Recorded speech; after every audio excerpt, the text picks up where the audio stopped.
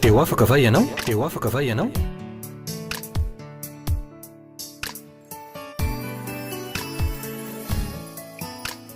Fandaharana iarana fiangonana RHEFI Androndrakely. Dia ampitsikitsikina indray ry ava-malala no ionana amintsika amin'ny alalan'izao fandaharana teo afaka va ianao izao, ary amin'ny anaran'i Jesosy no androsoana mitokantranontsika amin'ny alalan'izao fandaharana izao. Mino fa eo amin'ny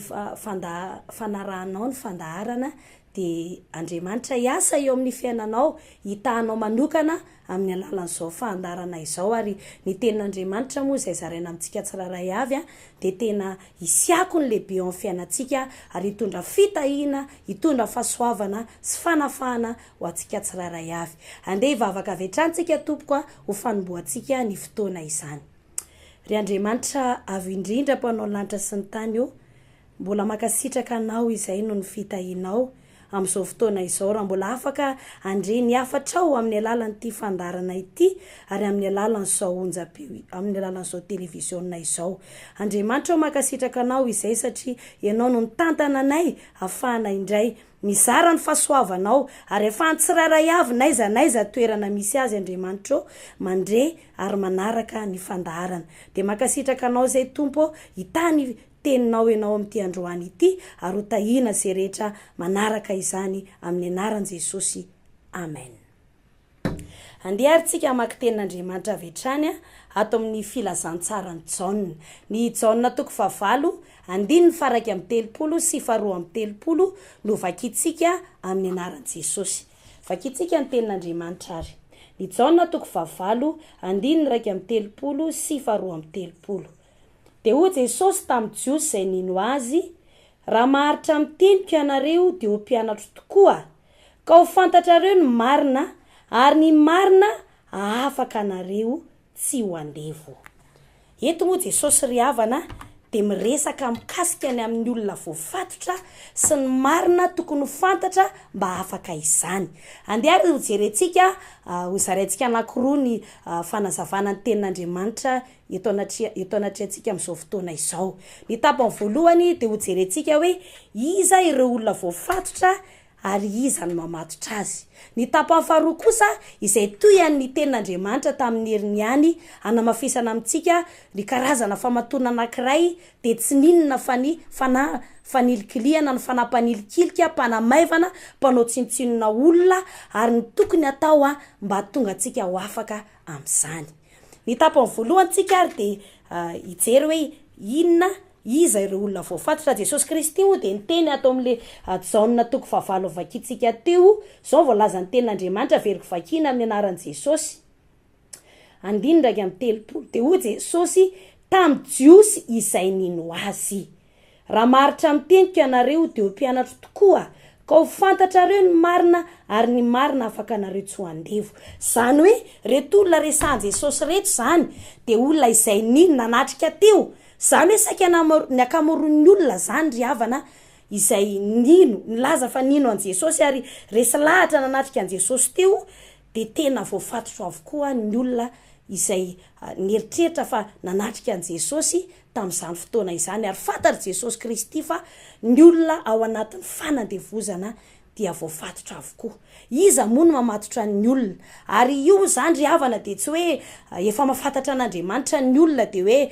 tsisy famatorana, fa Jesosy dia nilaza mihitsy hoe ho an'ny Jiosy izay nino azy. Zany izy ireo zany dia tena mino an Jesosy, resy lahatra fa Jesosy dia Mesia Kristy, zanak'Andriamanitra velona mpamonjy izao tontolo izao. Fa Jesosy Kristy rehefa dia nilaza taminy amin'ireo olona izay nino azy ireo hoe izy ireo dia rehefa misy fanandevozana eo amin'ny fiainany dia voafatotra izy. Ary iza moa no mamatotra ry havana? Eo amin'ny 4:7 amin'ny Jaona 9:20 io dia izao voalazan Jesosy hoe ianareo avy tamin'ny devoly rainareo. Zany hoe ny famatorana zany izay mahazo ny olona, na ny fangejana izay mahazo ny olona, izay voalazan Jesosy eto amin'ity andin-tsoratra masina ity dia avy amin'ny devoly. Zany hoe ny akamaroan'ny fahoriana zany, satria Jesosy nilaza hoe andevo izy ireo nampanantena fanafahana ho an'izy ireo Jesosy, satria Jesosy Kristy dia nahatsapa fa na inona na iza olona ka ao anatin'ny fijaliana sy fahoriana ny fiainany dia avy amin'ny famatorana izany. Ary izany famatorana izany de tsy inona akory fa avy amin'ny devoly. Zay voalazany ten'Andriamanitra teo ozy Jesosy eo andiny 7:20 hoe ianareo de avy amin'ny devoly, zany hoe ireto olona zay lazainy Jesosy fa voafatotra ireto izay niteneniny amin'ny teny mahery mihitsy hoe andevozina, de ny famatorana zay eo aminy de izao hoe famatorana avy amin'ny devoly, avy amin'ny fanaratsy. Ry havanao, famarinana ngezabe zany lazainy Jesosy zany, fa ny akamaroan'ny fahoriana zany sy ny fijaliana izay mahazo ny olona eto ambony tany ity de avy amin'ny famatorana avy amin'ny devoly na ny fanaratsy. Andiaro jerentsika karazana famatorana anankiray. Amin'ny karazany moa ny famatorana mahazo ny olona, amin'ny karazany ny fanaratsy izay mamatotra ny olona, ary betsaka ihany koa ny endrika isehony zany. Tamin'ny herintsika de efa nentina teto amintsika izany hoe fanahy mpanilikilika na mpanao tsinotsinona izany, ary izany androany mbola hotohizantsika hoe io karazana fanaratsy zay mamatotra ny olona io, ary ny asany sy ny endrika isehony izany famatorana hoentiny zany. Rehefa tratra zay atao hoe fanahy mpanilikilika na mpanao tsinotsinona na mpanamaivana izany, ny olona araka izany anarana zany moa ry havana de hoe fanahy mpanilikilika. Manao ahoana moa rehefa mahazo ny tenany olona, ahoana ny ahafantarana ny olona zany fa misy fanahy mpanilikilika eo aminy, na misy fanahy mpanao tsinotsinona na mpanamaivana eo aminy. Voalohany indrindra aloha de araka izany anarana izany hoe mpanilikilika de mahatsapa le olona fa voailika foana. Ohatra hoe ao amin'ny tokantrano voalohany indrindra, raha mana tokantrano izy zany de tena manilikilika azy ny vadiny, tena matetika ny isehony zany any mandritry ny androm-piainany mihitsy, de saika izany ny zavatra iainan'le olona hoe voailikilika foana izy ao amin'ny tokantrano, ary na ny zanany aza de manilikilika azy, ny mpiray-tampo aminy de manilikilika azy, ary tena iainan'le olona matetika mihitsy ary tena hita misongadina eo amin'ny fiainany zany. Io fanahy ratsy mpanilikilika io zany rehefa mitoetra ao anatin'ny olona de izany no ahafantarana azy, izany no fitrangan'le fanandevozana na fampijaliana ataony fanahy ratsy eo amin'ny fiainan'ny olona. Etsy andaniny ihany koa tsy hoe ao amin'ny tokantrano ihany, fa eo anatrihan'ny asa. Raha ny asa le olona de izao hoe na mety na tsy mety ataony, de izao hoe manilika azy ny mpampiasa azy. Ary ny olona rehefa tratra ny fanahy ratsy mpanilikilika io zay misy an'io ao amin'ny vatan'le olona ary voafatotra io izy, de tena tsy mari-pototra mihitsy ny asany. Matetika izy no mifindra asa, tsy mateza amin'ny asa, ary matsapa mihitsy izy hoe mieritreritra hoe de tena ratsy toetra aminy ny mpampiasa azy, ary tena malahelo izy ny amin'izany. Kanefa le izy de izao hoe le fanahy ratsy mpanilikilika ho aminy mihitsy no mahatonga ny mpampiasa azy manao an'izany fanilikiliana izany eo amin'ny fiainany. Ary tsapan'le olona tsy hoe manilikilika fotsiny ny olona, na ny vady aman-janaka na mpiara-miasa na ny mpampiasa, fa matsapa mihitsy le olona fa tena hoe atao tsinotsinona, matsapa mihitsy ohatrany tsy fantatry ny olona zany ny fisiny, zany ny zavatra iainany, zany hoe tena arabaky teny mihitsy fa voailikilika, voatositosika ilay olona. Ary amin'ny lafim-piainana atsipirian-javatra ara de matsapa zany hoe raha ohatra zao misy fizarana zavatra de matetika ny olona misy an'io fanahy mpanilikilika io mitoetra ao aminy, mamatotra azy, mahazo laky eo amin'ny fiainany, de rehefa tonga eo amin'ny anjarany de tsy mahazo izy ohatra. Na ihany koa hoe ny anazy zara raha mahazo izy, tena tsy mahazo mihitsy ary matetika ary amin'ny trangan-javatra, atsipirian-javatra de tena miseho zany. Ary tsy vitan'izany ry havana fa na de any am-piangonana aza de tena miseho zany, ohatrany hoe tsy fantatry ny olona zany fisiny, matsapa mihitsy izy hoe tena tsinotsinona, tena voailikilika, voatositosika mihitsy arabaky teny ny fiainany. Mazava ho azy zany ry havana, araka izany famatorana izany de tena Jesosy moa laza teny am-piandohana teo hoe andevo le olona, tena mijaly le olona satria famatorana fanahy ratsy zany, ary mitondra fisetona, mahatonga ny olona lasa manana makany amin'ny fony any ko zany satria io fanahy-mpanilikilika io de mitondra fakivina sy fahadisopana tena natanteraka eo amin'ny fiainana amin'ny resaka tokantrano mety hoe mbola tsy manambady izy fa ny olona rehefa misy fanahy-mpanilikilika koa ny havana de izao ohatrany hoe tsy misy tokantrano tena tsy mahatsangana tokantrano ihany ko izy tsy maintsy misy ny tsy mahatsangana tokantrano izy satria na iza mety olo tiny ny fandimby teo amin'ny fiainany de ohatry mahita lazaina foana satria misy fanahy-mpanilikilika le olona ary tsy mahatsangana tokantrano izy vokatr'izany. Hitantsika fa tena ratsy ny famatorana io fanahy-mpanilikilika io ary ny fitondranany zao tenin'Andriamanitra izao ry havana de izao ny tanjon'Andriamanitra ny tanjon Jesosy de izao hoe ny anafaka ny olona nitondra ny olona izay mahatsapa fa voafatotra zany atao hoe fanahy-mpanilikilika sy mpanao tsinitsinina mpanamaivana izany ho afaka izany. Ny tenin Jesosy moa de teny am-piandohana manamafy milaza fa raha tsy fantatrao ny marina mikasika an'izany sy ny tokony ataonao de tsy ho afaka ianao. Noho izany ry hava malala de izao hoe izany rehetrarehetra izany de anisany endrika isehony ny famatorana ny fanandevozana fampijaliana io fanaratsy ny olona rehefa mahazo azy na mahazo laka mitoetra ao anatin'ny olona izany atao hoe fanahy-mpanilikilika izany. Ary ity ny zavatra mitranga ihany ko matetika le olona de miteny mihitsy hoe izay moa de tena tsinitsinina inona moa zay zany hoe izy mihitsy zany efa manao tsinitsinina ny tenany ko tsy ny olona fotsiny fa na izy ara de manao tsinitsinina ny tenany ohatra ny manamaivana ny tenany zany izy zany hoe raha tsy mahatsapa zany le olona hoe ny olona manao tsinitsinina azy de izy tenany mihitsy no ohatra ny tena miaina am'izany tena manana tepo manamaivana ny tenany ohatra ny hoe milaza n'izany mandrakariva hoe mialatsiny am'le fitenenana andavanandro hoe kely moa de tsy hitan'ny olona inona moa zay zay tsisy dikan'izao tsinitsinina tahaka an'izao sy ny sisa de zany ny zavatra alokon'ny vavan'le olona inona moa zay tsy aninina zany mampiseho fa misy an'io fanahy-mpanilikilika io izy de miteny tahaka izany izy akoatran'ireo zavatra tsapany ety ivelany trangan-javatra ataon'ny ankohonana ataon'ny mpiray-tapo ataon'ny mpiara-miasa ataon'ny mpiara-monina any am-piangonana sy ny sisa de ile olona mihitsy ko no tena miaina sy manana zany toe-tsaina sy tepo zany hoe iza de tena fatako fa olona tsinitsinina ary ny olona rehefa manana an'izay de tena hitanao mihitsy izy hoe ohatrany hoe mitokatokana ohatrany hoe tsy te hiaraka amin'ny be sy maro manavanava tena tonga de mieritreritra hoe zay ohatra ny tsinitsinina zay ka satria misy le fanahy-mpanilikilika izy. Ry havanao izany rehetrarehetra izany nefa de nilaza Jesosy hoe raha fantatrao zany marina izany de izao hoe ny fahafantaranao ny marina mikasika an'io fanaratsy io aloha de atonga sainanao ary atonganao angana etaeta ngezabe natria an'Andriamanitra hoe hay ve fantatro am'izay ny marina fa fanaratsy fanahy-mpanilikilika de voly ato amiko no mahatonga ny fiainako tahaka izany. Ny tapany faharoa zay nanambarantsika mikasika an'izany ry havana de izao hoe itenenantsika ihany ko izarana amintsika ihany ko ny famarinana lehibe lazain'i Jesosy afaka atsika tsy fahafantarana zay fotsiny ny afaka anao ry havana fa Jesosy nilaza manao hoe raha fantatrao ny marina de ny marina afaka anao zany hoe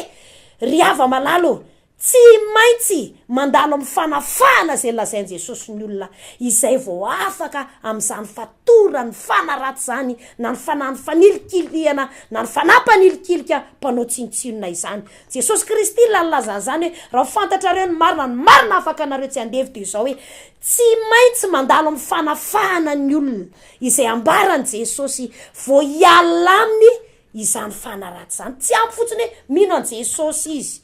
mazava ho azy moa zany ry hava malala fa ho an'izay tsy mino an' Jesosy de voalohany indrindra aloha de izao hoe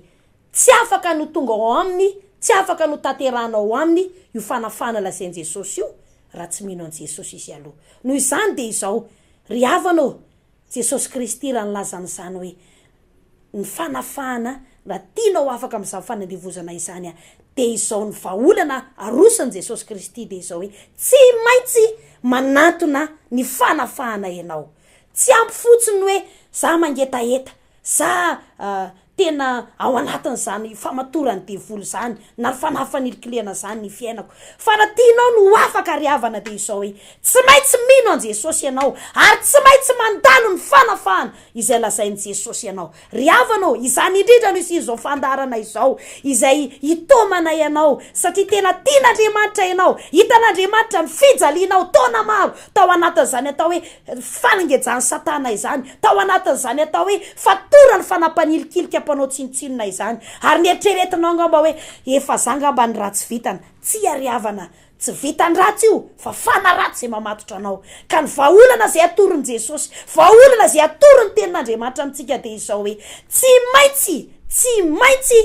manatona tsy maintsy miditra amin'ny fanafahana isika izay vo afaka amitsika izany fanany fanilikiliana izany tsy afaka am'izao zany tsy afaka fotsiny am'izao zany hoe efa mba mivavaka ihany ahe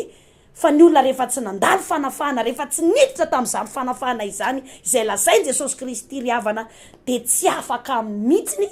io fanaratsy io zay natonga Jesosy nilaza eo Jaona toko fahavalo io ihany fa ny andinina amin'ny 3 hoe raha ny zanaka anao afaka anareo de ho afaka tokoa ianareo riavanao te ho afaka ve ianao efa taona maro ve nisy izany teo amin'ny fiainanao riavanao raha te ho afaka ianao de zao zavatra lehibe ambaranay amin'ny anaran'i Jesosy de zao hoe tsy maintsy miditra ao amin'ny fanafahana ianao ary izay de manasa anao riava malala izao fiangonana RHEFI Androndrakely izao de manatateraka vavaka fanafahana lehibe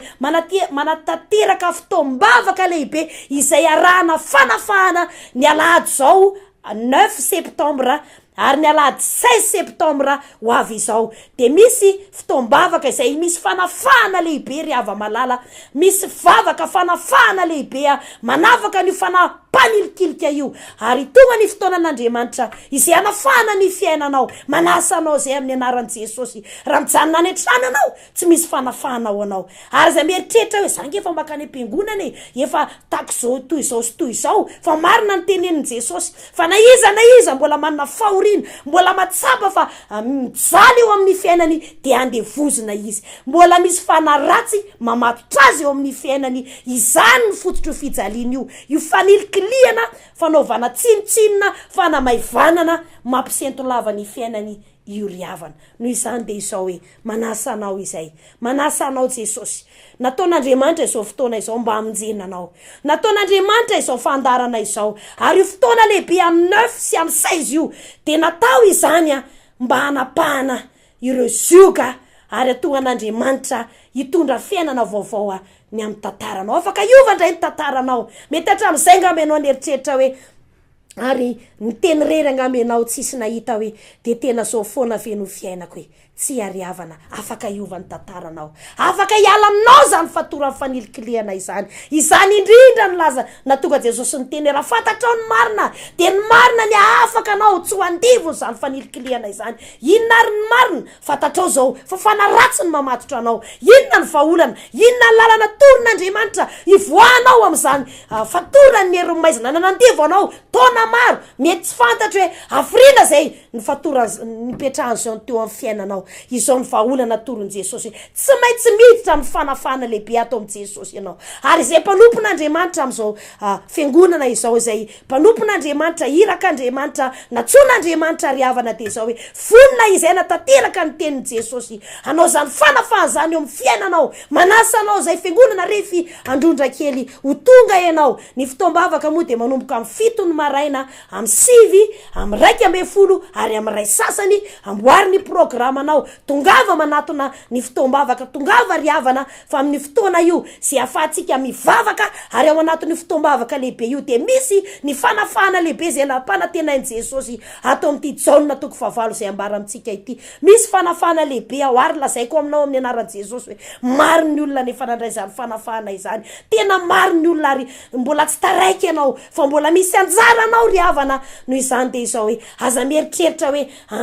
angamba niny mba sendra mba tantara ratsy sy nofo ratsy fa izao ry havana tsy maintsy afana ny olona vo afaka am'izany fanandevozana izany, tsy maintsy mandalo fanafana ny olona vo mialaminy zany fatorany fanaratsy izany. Noho izany de zao hoe manikian Jesosy ianao araka ny tenin'Andriamanitra ry havana any amin'ny Jakoba 4:7 manao manikian'Andriamanitra ary manoherany devoly, zany hoe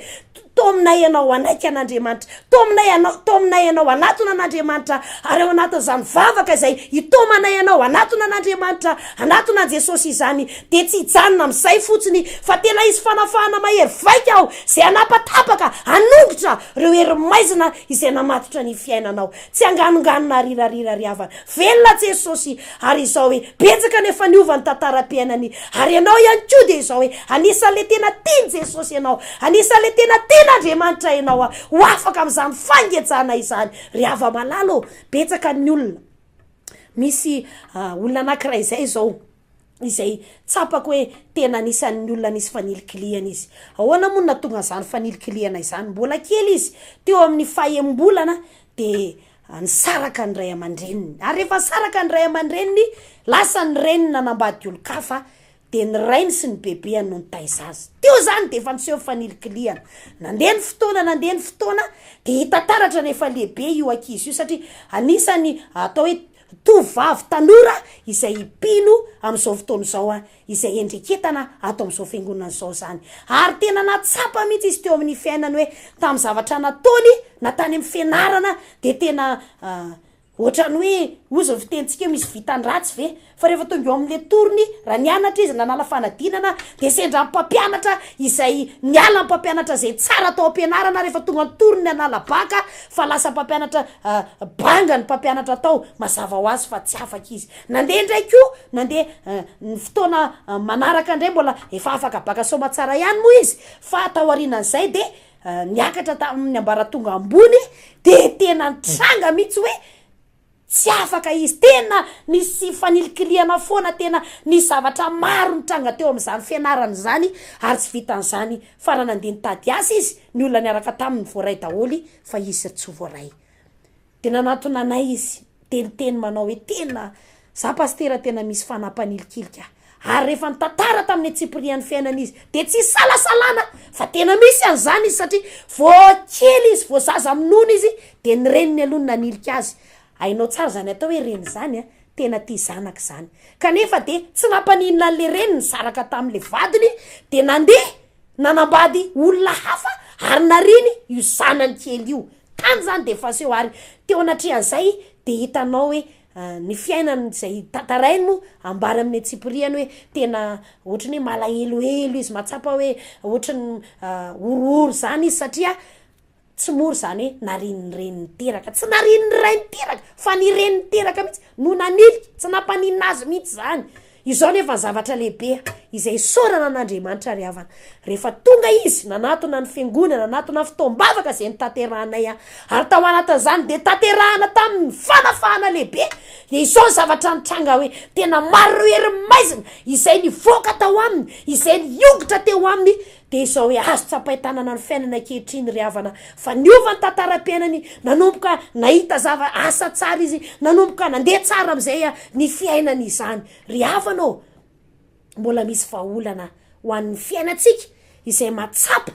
hoe tratra ny fanahy-mpanilikilika io, ary averiko ihany hoe tena fahasoavana lehibe, tsy kisendrasendra no nahitanao izao fandarana na nandrenesanao izao fandarana izao, fefa tena tian'Andriamanitra ianao. Ry havanao tsy misy vahaolana ho anao raha zao fanafahana izay hoentin'i Jesosy izao amin'ny alalana mpanompon'Andriamanitra. Raha nanafaka ny olon'Andriamanitra ry havana de tsy nahitan'Andriamanitra latsaka avy an-danitra ianao, fa raha moka zanak'Israely tao anatin'ny fanandevozana mafy Andriamanitra de Mosesy no nirahany ho hitan'ny olona maso, ary rehefa nanaiky ny olona an'izany fanafahana no tanteran'Andriamanitra tamin'ny alalana nietsika zay nataony Mosesy zany de niala sy nivoaka tao Egypta izy. Ry havanao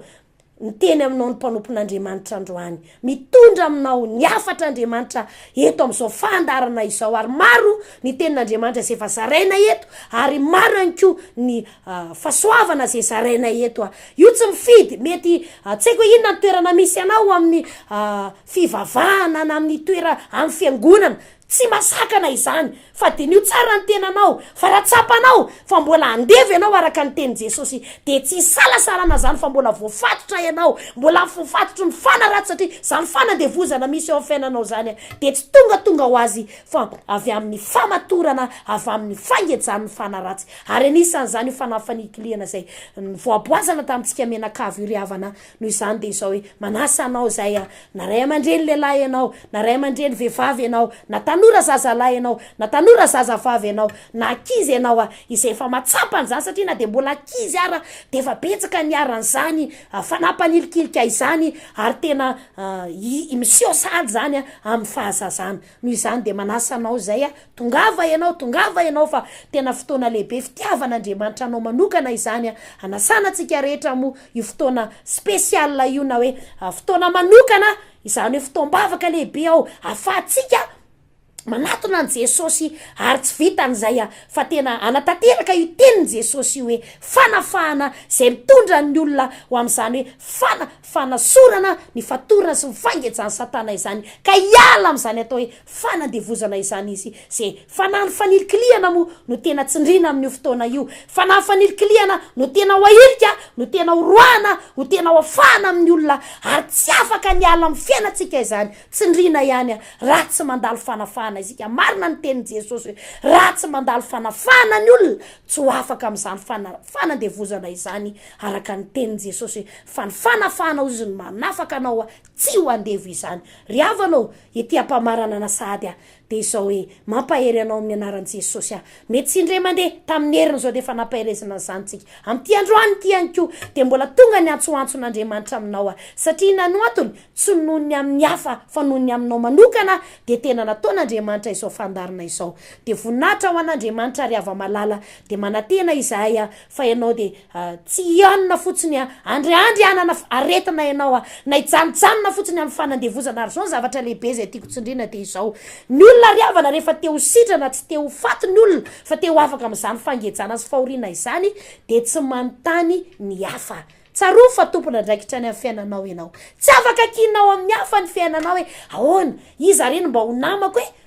tsaroa fa ny fahasoavana sy ny fanafahana lehibe ataon Jesosy eo amin'ny fiainanao de enao ihany no sitraka an'izany noho izany de tongava aza misalasala tena tianao Andriamanitra ary vonina ny anafaka anao Andriamanitra tongava fa vonina izay mpanompon'Andriamanitra ihany koa anatanteraka izany tenin Jesosy mikasika ny fanafahana izany voninahitra ho an'Andriamanitra andeha hivavaka isika itiam-pamarana ny fotoana ary tiako ianao androany amin'ny anaran'i Jesosy ametraka ny fonao eo amin'ny tananao eo amin'ny fonao azafady tompoko de hivavaka ao anao androany ary minao fa ao anatin'izao vavaka izao de izy kasika Andriamanitra mahery vaika any aminao any ary raha saika nakatsakana anao ny herin'ny maizina tsy ho tonga de ao anatin'ity vavaka ity de hiala izany ary ho tonga ianao hamonjy an'izany fotoam-bavaka izany zay andraisanao fanafahana lehibe anova ny tantaram-piainanao hivavaka isika tompoko misaotra anao zay ry Andriamanitra avy indrindra no ny famindraponao sy ny fahasoavanao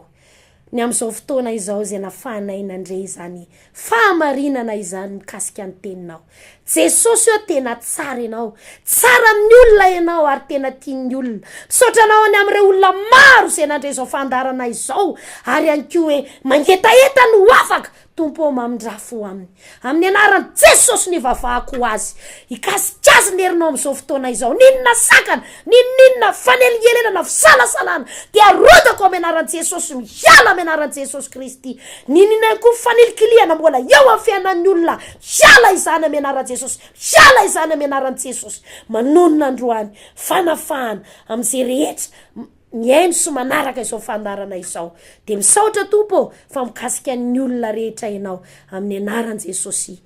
amen de misaotra an'Andriamanitra isika ny amin'izao fandarana izao makasitraka anao ihany koa nanaraka hatramin'ny farany ny fandarana mafisiko ny filazana hoe amin'ny Alahady 9 septembre izao sy ny Alahady 16 septembre de vavaka fanafahana lehibe ny amin'ny fanaratsy mpanilikilika tanterahana amin'ny fiangonana RHEFI Androndrakely anasanatsika menakavy amin'ny 7 amin'ny 9 amin'ny 1 ary amin'ny 1 sasany de mametraka mandra-piona tompoko tahina Andriamanitra tsika tsiraray avy Teo afaka va ianao? Teo afaka va ianao?